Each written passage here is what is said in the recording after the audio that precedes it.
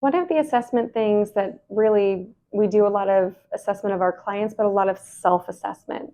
So our body mechanics and self-care and our assessment really kind of intertwine with one another. Part of that is being able to assess what's going on in our own bodies so that we can take care of them and give them what they need to feel good and to, correct any pain or dysfunction that's happening in them is really important to the longevity and success of a therapist. But also, it's a deeper understanding of what's happening in our clients. If we can tune in and feel the pain and discomfort that we all experience from time to time, and the older we are, that we might experience more often than not, then it helps us have more compassion and to resonate with our clients, because this is not the type of skill or treatment that is just an assembly line and we just check boxes. When you're really skilled as a massage therapist, you're aware that you're working with a person. And we try to really strive to, like, if we can tune into what pain feels like in our body, and that it's so much more than just a physical pain, right? If you're an active person and you get injured and you can't move, the hardest part about that isn't the physical pain, it's the mental.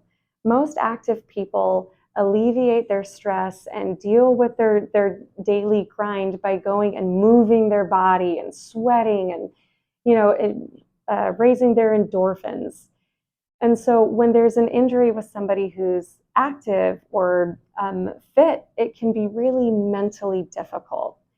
So we want our students, our graduates, to tune into that when they're treating this person, to treat them as a whole, that they're not just this flesh bag with moving parts that aren't moving right, that there is a person sitting in front of you who has feelings, who has a life experience that's going on, and to make sure that they're serving the whole person. While we're not like MFTs by any means, and it's really important to stay inside of our scope of practice, which is not giving mental and emotional advice and guidance because we don't have training in that. We do work with our students to teach them how to hold space for people to feel safe, to relieve their mental and emotional stress. Most of the time, what most of us need is just for someone to listen to us, right?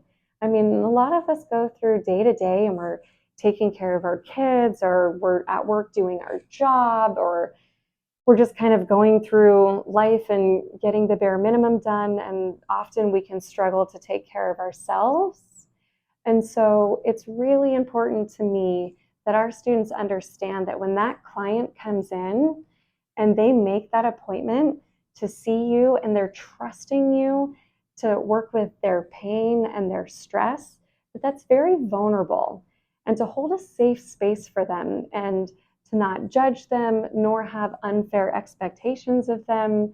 And what that means is I've had clients come in with big knots in their shoulders where I'm like, oh, I want to get this out because that's fun for me to feel the change in the tissue. But what that client really needed was stress relief. They just needed to feel loved and taken care of. And so that's part of that assessment process and attuning to our clients and understanding that we're not just fixing this physical, but that we are working with humans and with people who need care, and how to do that. And if what is best to serve them and to care for them in that moment is to not get those knots out and to just give them a really soothing, loving, safe, healing massage that isn't trying to correct posture, that nourishing that person's heart and soul and emotional state is just as valuable as getting out a knot or scar tissue or adhesions. So that's just something that we really try to implement in the same way that, like, what do we need today as therapists? What do I need to do to be soft and take care of me and recognize my emotional state? And that translates to class, right? Because when you come into class, we care about how you feel and what's going on, and well, class still needs to happen and we still need to teach. We also understand having a bad day and feeling stressed and overwhelmed and needing a hug, and that's important to us.